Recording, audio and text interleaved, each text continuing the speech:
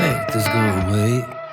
I need a top shelf drink to set me straight, and a little bit of honey to make this go away. Don't even chew her prey, just swallow me whole. It's just a little bit of heartache, but that's just how it goes. It's just a scratch, a little water in the tank like a flat. Oh, tired that you changed, just a bad dream, but I gotta wake up, let it go. Morning, keep on coming, I can use a blackout. Give me something to drink, cause I don't wanna think by now. Knock me right. Essas residências aqui de baixo é normal da questão de água, né? Presença de água no lençol freático, o que acaba influenciando a fundação. Então você vê que tem bastante lago aqui no condomínio, nessas baixadas. Alguns lotes, essas quadras aqui em cima, acabam também pegando água, né? Como um condomínio grande, também varia muito a questão do perfil do solo. Aqui tem sondagens que não passam de 12 metros, atingindo o critério de norma, e tem locais aqui que descem 25 metros. As you see what's on the inside, man, you're gonna feel like you wanna cry. She's a bad song, it goes on and on, like it's non-stop. Nesse caso, esse terreno aqui, ele tem uma curvatura aqui muito grande, né? Ele vem para cá, abre esse raio, né? E depois vai até o finalzinho. Esse furo é o furo 1 e esse é o furo 2. A obra aqui é um projeto assim, né, belíssimo, de arquitetura. É um projeto que será construído totalmente, né, em estrutura metálica. Eu digo totalmente aonde é possível, né, porque naturalmente onde tiver piscina não dá para fazer em estrutura metálica, você vai acabar tendo que fazer estrutura concreto armado, né. Então a estrutura metálica ela acaba trabalhando dessa maneira, né. Em alguns pontos você pode ter uma estrutura mista quando julgar, né, quando houver necessidade de acordo com o projeto da edificação, né. Então nós estamos começando hoje a investigação do solo, seria a sondagem de solo SPT. SPT leva esse nome porque ela vem de Standard Penetration Test, então seria uma sondagem de simples reconhecimento. Quando a gente fala em sondagem, nós estamos falando de investigação do solo. Investigação do solo é a etapa na qual ela é um estudo complementar. Então, quando a gente fala em obra residencial, você vai ter diferentes tipos de etapas. Então, vai ter a etapa do projeto arquitetônico, no qual o arquiteto, né, em contato com o seu cliente, vai definir, né, todo o layout, toda a necessidade de concepção, de uso, né, ocupação e uso. Depois vai ter a etapa de, né, projeto, liberação, prefeitura. E depois você vai começar a correr com os projetos complementares. Então, um dos projetos complementares, a gente fala complementar, mas na verdade é obrigatório, né? Do ponto de vista de engenharia estrutural, projeto estrutural, projeto elétrico, hidrossanitário, e aí você vai executando, né, outros projetos conforme a necessidade, né? Então, a sondagem de solo, aonde ela vai ser utilizada? Ela vai ser utilizada para o dimensionamento das estruturas. Qual estrutura? Fundações, estrutura de muro de arrimo, que seria estrutura de contenção quando necessário, movimentação de terra, quando há essa necessidade. De repente você está num terreno que você tem uma inclinação muito grande, um talude muito grande, e você tem que avaliar se aquela massa ela está estável ou não. Faz sondagem de solo para fazer análise de estabilidade de taludes. Então, assim, a gama vai funcionando dessa forma, né? As áreas de atuação, né? Então, essa etapa de investigação, ela é um estudo, digamos assim, a gente fala que ela está atrelada aos projetos, aos estudos complementares. Então, ela é utilizada no projeto de estruturas. Calculista, a hora que ele recebe essa informação aqui, ele vai olhar a sondagem e ele vai olhar algumas informações, tal como ela: perfil do solo, característica. O que seria esse perfil do solo? Tem presença de aterro? O que é o aterro? Aterro é o material que foi recortado e depositado em outro trecho. Legal, essa é uma leitura. Agora, a outra leitura: esse aterro ele foi bem compactado? Ele tem resistência? Ele tem capacidade de suporte de carga? Como que você vai avaliar? Através do NSPT.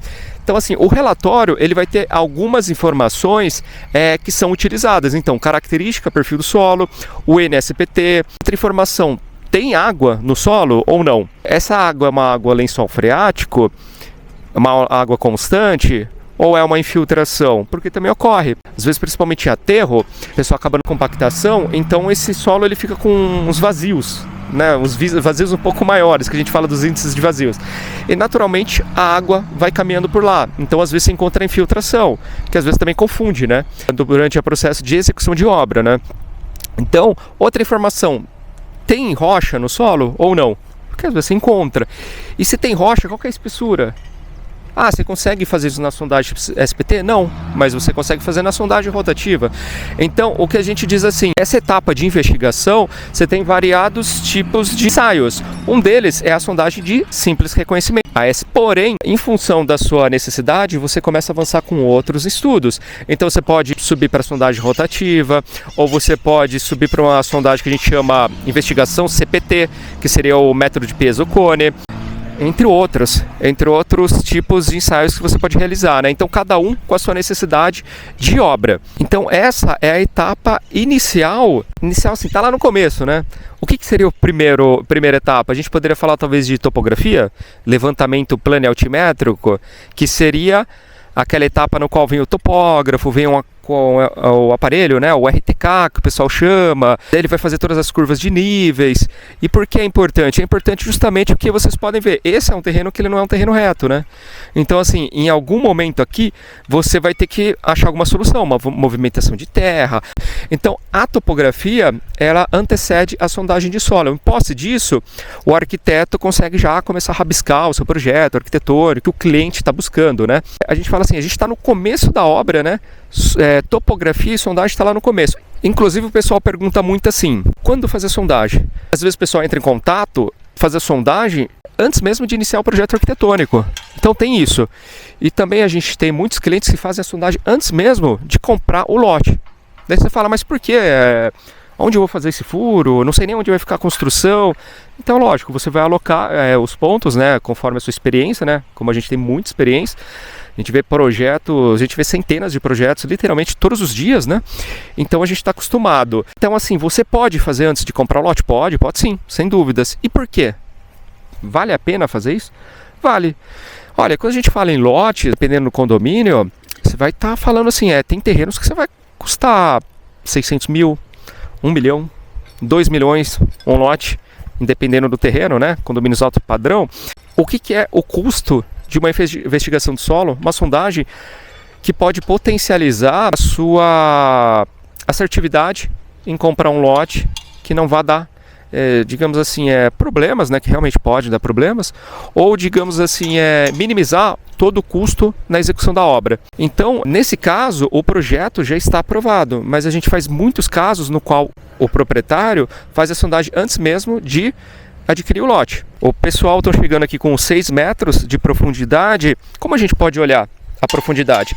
Imagina o seguinte, cada haste metálica, então ó, as hastes que estão sendo inseridas, né? Cada uma tem 2 metros de profundidade.